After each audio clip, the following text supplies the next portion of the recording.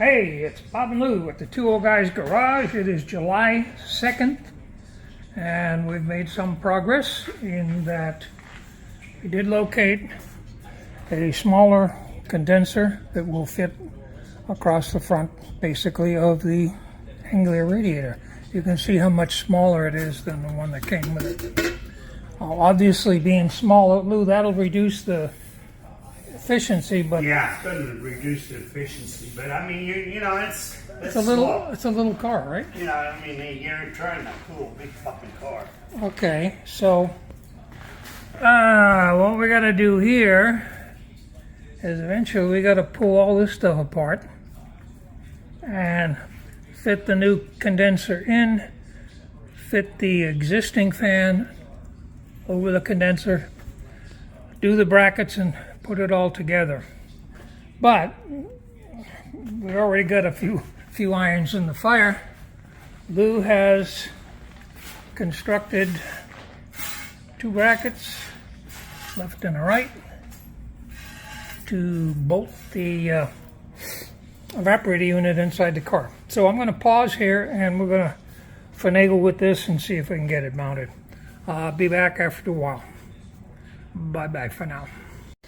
Okay, back after a brief pause.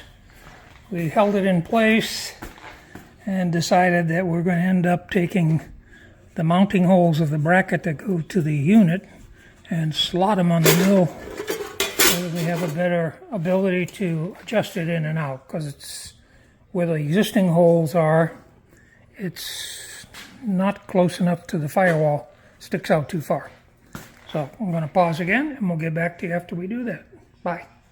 Hey, we're back again. As you can see, the inside unit is mounted. To get it in the optimum position, we had to take the single hole here and make a slot on the middle so that we could slide it in and this away. So that's about the optimum position. Unit looks kind of large, but it's not really that it's that large, it's that the car's so fucking small. Yeah. I mean, come on. It's tiny in there. Anyway, that ought to work pretty well, we think.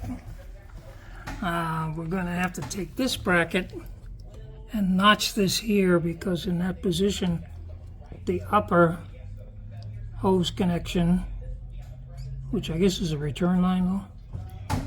Yes, that's a high side. Okay, so there's a connection in here, and there's this connection. Of course, we already said I'm going to loosen this nut up, and we're going to turn this guy to where it's horizontal, and then it's a straight shot with a tiny little cable to the bulkhead through pass thing. The other one is a little on the high side, so where I got, I don't know if you can see that, there's a mark there. What we'll do is we'll take this bracket and go straight across and just relieve that out so that we got free clearance, and then that'll take and allow these wires to rest more free and not press against the side of the bracket. So, looks pretty good.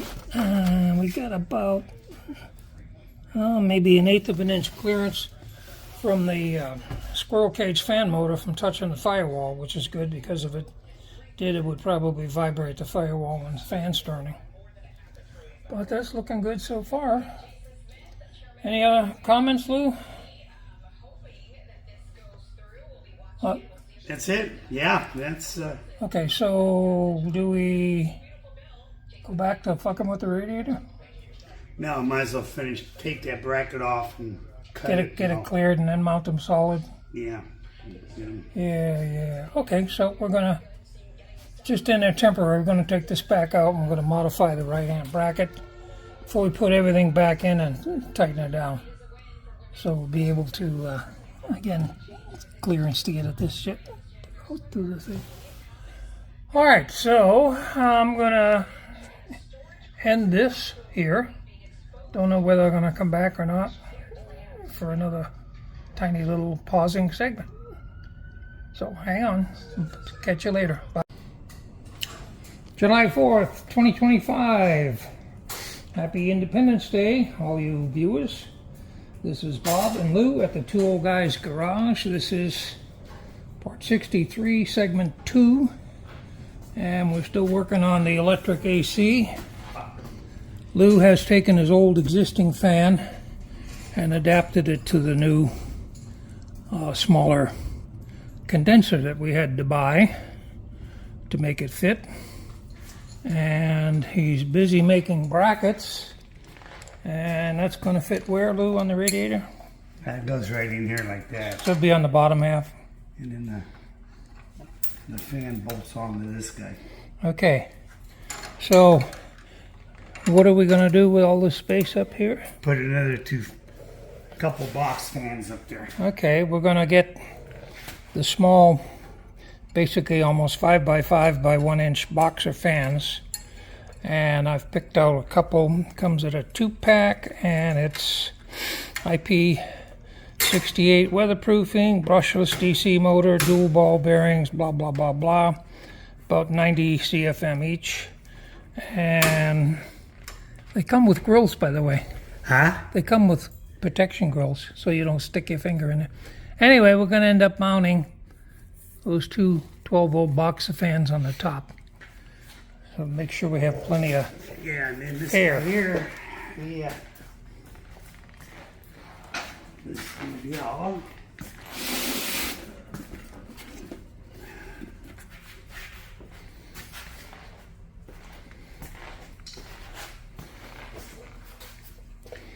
This guy will go just like it is.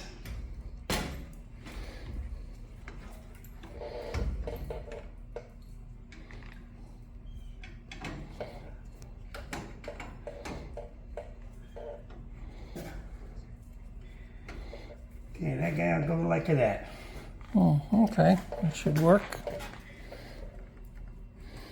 And then, of course, the two 4.7 inch square boxer fans will be centered and next to each other, and there'll be an aluminum piece that goes under this overhang to hold the top, and then probably strap down vertical from the fans to this thing. Yeah, I don't know until I get the fans to see how I'm going to mount them. Okay, that ought to work. And we've also got the inside unit brackets have been painted, which looks a lot better. Makes it blend in more, I think, a bit aesthetically. So that unit's bolted in. We're ready to go there. So after we resolve the fan issue in front of the radiator, then it'll be hose time. Yeah, I'll be getting all the hoses mounted and cut and stuff. Cut and fabricated and so on. Oh yeah, by the way, doing a little research. The average auto belt-driven, engine belt-driven AC compressor, according to the internet, runs about 2 to 4 horsepower off of the engine. And this puppy at 12 volts, it runs constant 12 volts, and it draws, wow, 66 amps. That's about 766 watts, which translates to about 1 horsepower. So I guess theoretically, the difference between 1 and 2 to 4 means that using an electric is a bit more efficient than using a belt-driven. We'll see. The fact that it takes 66 amps means that you're not going to run this unless the engine is running and the alternator is available to support the extra amperage. So we already know, and I think we said that Lou has his fan come on automatically with his ignition turned on. So we'll be wired together, and the AC will not come on until the ignition is on. Anyway, that's the plan. We're kind of sticking to it at this point. Any other comments, Lou? No, just takes time, refab everything. Yeah. Well, we're getting there. Sounds good. Every time you get an afterthought, put something else in, and you got a bunch of shit you got to do. Yeah. Yeah. Okay. All right. So that's it for this segment. I'm going to end this here, and I'll catch you later with the next segment. Take care. Bye, everybody. Happy July 4th. Hey. Hi. Bob and Lou at the Two Old Guys Garage. It's July 6th. This is part 63, segment 3. Gonna get you a catch-up. Lou has got the fan and the condenser bolted in with all the brackets that he had to remake and make. So we're working on the hoses today, and we're running a bunch of problems. What else? The rubber AC hoses that came with the kit from China are not American standard sizes. So the ferrules and fittings that we bought, most of which are not going to fit. And as an example, this is the number 6 hose right here. And if you see here, there's 2 different type fittings that are number 6, which is measured by the tube length, 3/8 inch tubing. And you can see that's too loose. It's never going to fit. As you can see, this one does fit the number 6. Now, we had 2 90s that fit the number 6 hose, and we have 0 that fits the number 8 and number 10. Yeah. Yeah. So, some of these, this is totally useless. Some of these were provided by a local guy, and what Lou's going to do is he's going to see if he can go down and connect with him, no pun intended, and get the fittings that we need. And this is what we just went through. We basically need fittings that will fit the supplied undersized Chinese hose, if that's at all possible. I think it's possible because this one fits. Anyway, we need a 90 for number 8. We need 2 straights for number 6. And we need 3 90s for number 10 to fit the existing hose. So we'll see what we can do on that. You know, Bobo? What? I'd get a 3rd one in there.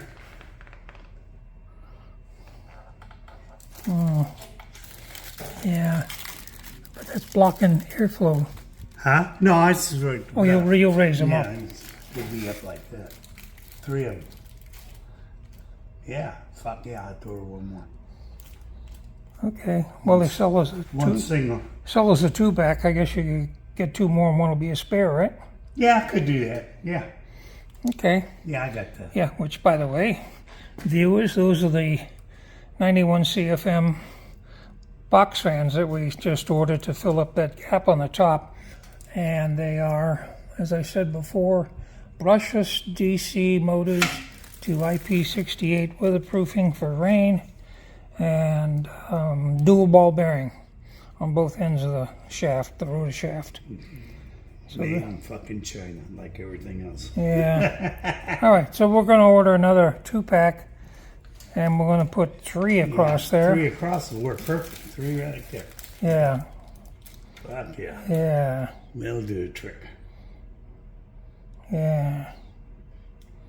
Yep. Okay. All right, that's that. Let's see, I think that's about it for today. Anything else, Lou? No, just, here's your knife, Bob. Forget it. Next, I guess go ahead and poke a hole in the firewall for the bulkhead fittings. Oh yeah, you made a... Yeah, I got my little template made there. What's that?